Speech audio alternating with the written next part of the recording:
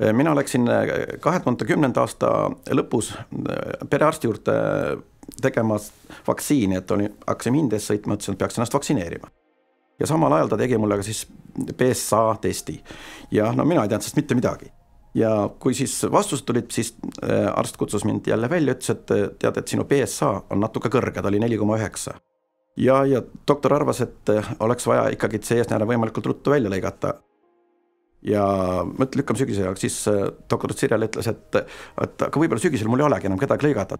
Kui mees juba üle 45, et siis tasuks teha seda testi. Tasuks teha ja kui on midagi viga, siis tasuks teha ja peab küsima perearstilt seda, ega võib-olla perearst ei paku seda, aga minu perearst küll tegi niimoodi, et ta pakkus, aga ma ütlen, kõik ei pruugi muidugi pakkuda ja mehed, paljud ei teagi, mis see test on tegelikult mehed. Et seda tuleks nagu võib-olla rohkem rääkida.